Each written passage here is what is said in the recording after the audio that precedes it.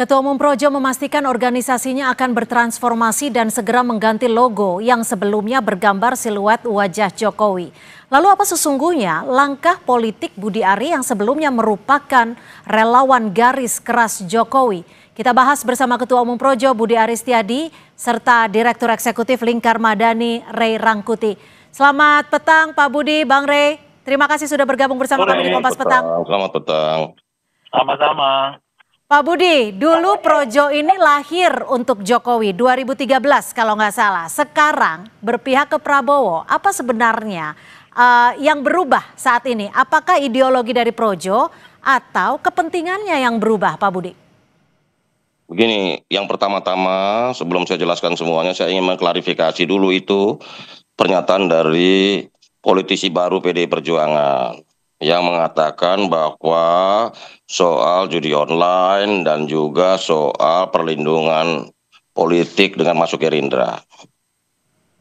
Soal judi online, pengadilan sudah memutuskan, proses hukum sudah berlangsung, dan tidak ada keterkaitan dan hubungan mereka semua dengan saya. Bahkan dari pihak aparat hukum sudah menegaskan, satu, tidak ada mensrea dari Budi Ari Setiadi sebagai Menteri Komunikasi dan Informatika ketika itu. Yang kedua, tidak ada perintah baik lisan maupun tertulis. Dan yang ketiga, tidak ada aliran dana. Jadi tolong saudara yang tetap menggoreng-goreng isu judi online ini, secara hukum saya sudah dinyatakan tidak terlibat sama sekali. Jadi narasi itu karena dimunculkan di TV ini saya harus bantah, saya harus klarifikasikan. Kecuali TV ini tidak memuat narasi itu. Kali ini soal harga diri, soal keluarga, karena mengaitkan saya dengan judi online. Mohon maaf, ketika saya menjadi Menteri Kominfo, saya adalah orang yang paling tegas dan keras soal pemberantasan judi online. Faktanya, jejak digitalnya bisa dibuktikan dengan sungguh-sungguh. Tidak ada satupun orang Projo yang terlibat judi online. Tidak ada satupun staf sus saya terlibat judi online. Yang ada adalah Partai Mitra Judol. Sehingga jangan maling teriak maling. Oke, artinya Anda membantah pernyataan dari PDI Perjuangan, Ferdinand Hutahean, yang menyatakan bahwa Anda membutuhkan backup politik dan hukum. Seperti itu ya, secara singkatnya ya? Begini, faktanya itu saya diminta oleh Presiden Republik Indonesia, Bapak Prabowo Subianto, dengan menanyakan di sebuah forum, Budi Ari, kamu PSI atau Gerindra? Menurut hemat kami, ini bukan pertanyaan atau pilihan. Ini perintah. Sehingga saya berdiskusi dengan banyak pihak.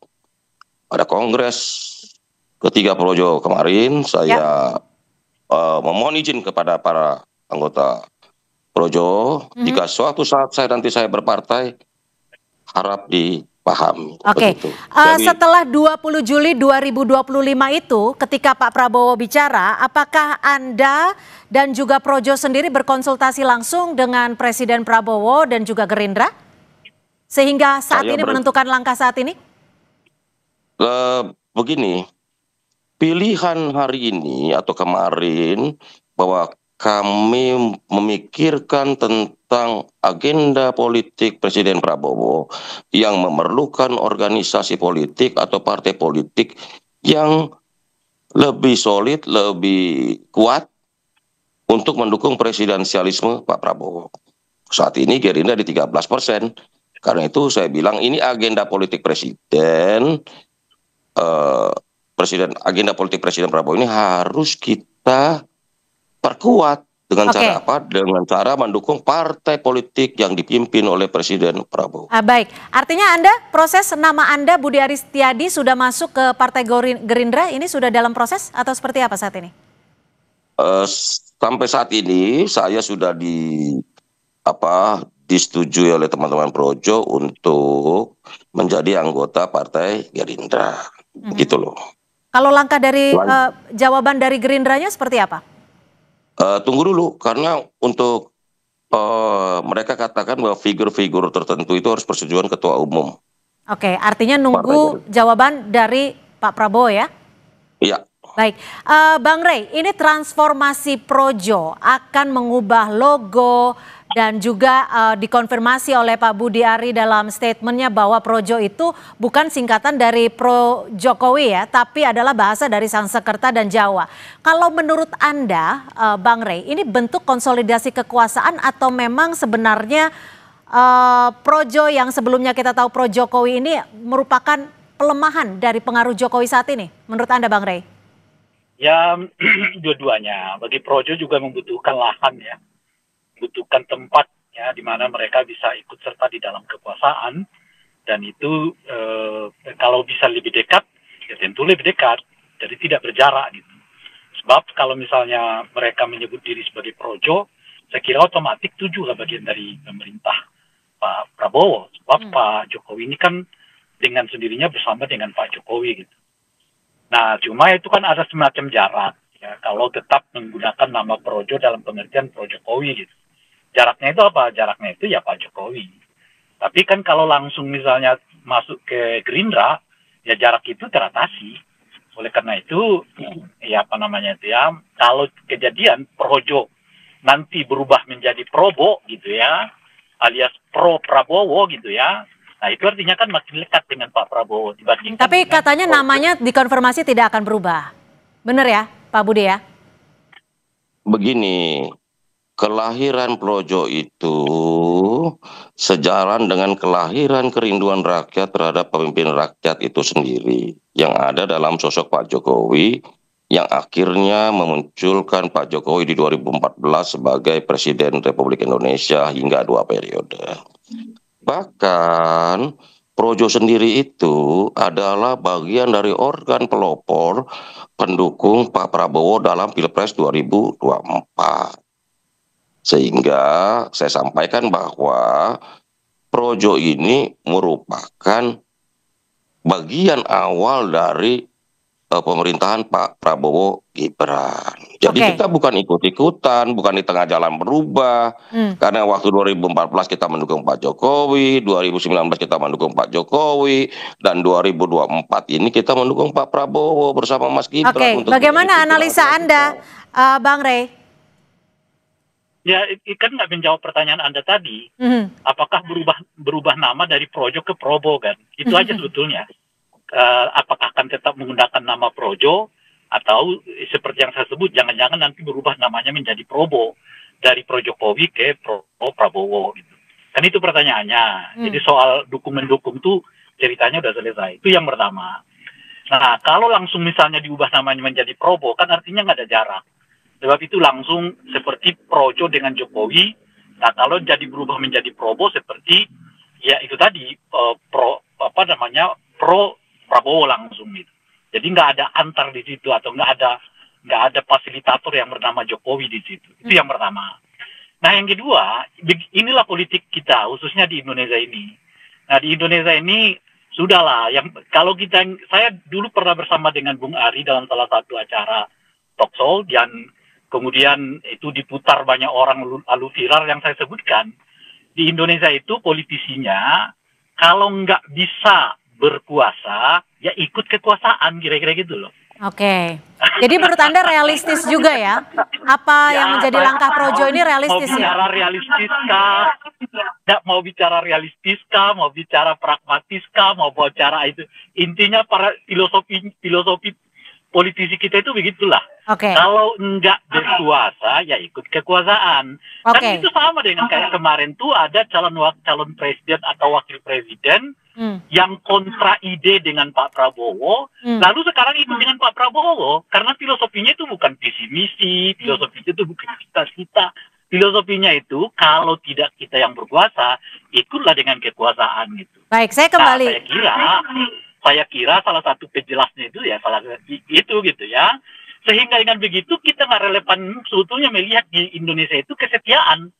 Sama seperti Pak Jokowi tidak memiliki kesetiaan kepada PDI Perjuangan.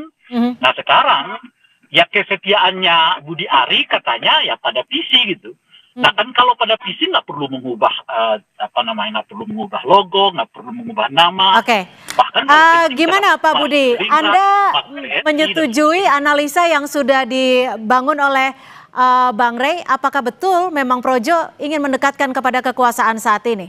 Dan apakah dengan langkah ini relawan-relawan Anda tidak lagi membela Joko Widodo?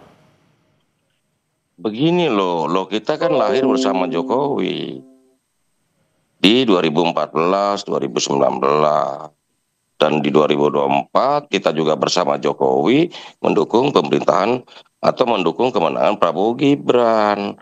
Jadi jangan didikotomikan, jangan dikontradiksikan, seolah-olah kalau kita mendukung Pak Prabowo sekarang kita meninggalkan Pak Jokowi.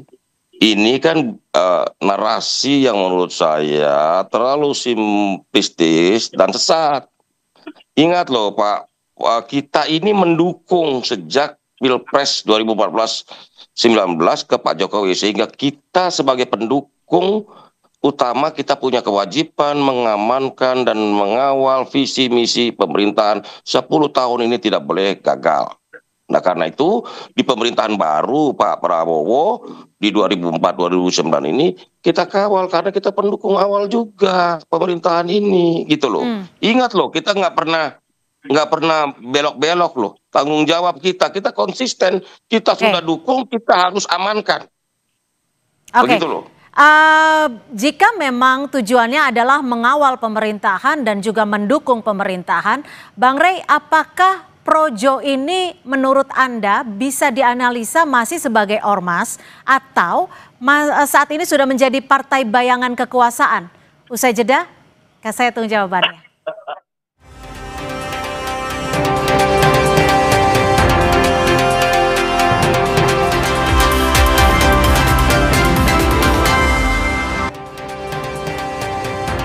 Lalu apa sebenarnya tujuan dari transformasi Projo yang saat ini kabarnya akan mengubah logonya?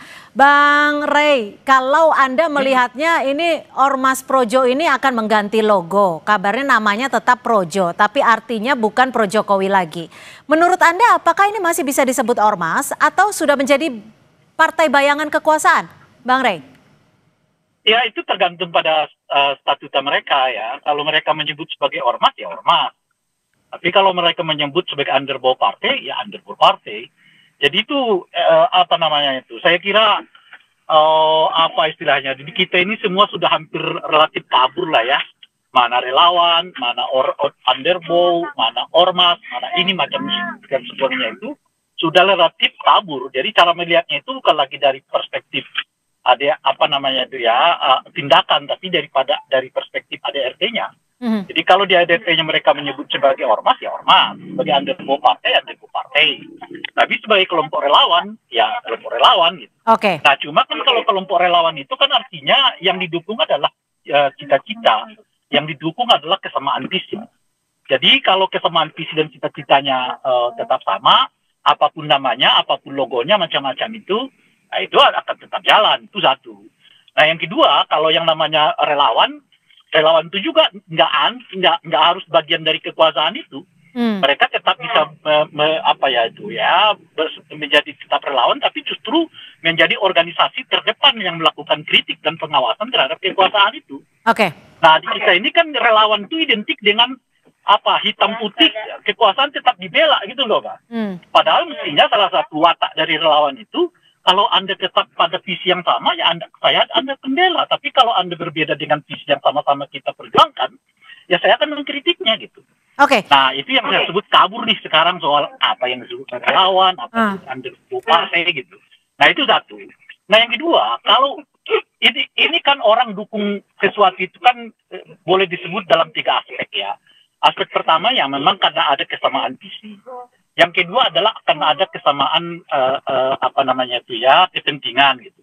Yang ketiga ya karena memang ingin ikut berkuasa gitu. Oke. Nah saya tidak tahu Projo dalam konteks apa. Oke, kita tanyakan langsung gimana Pak. Tunggu dulu.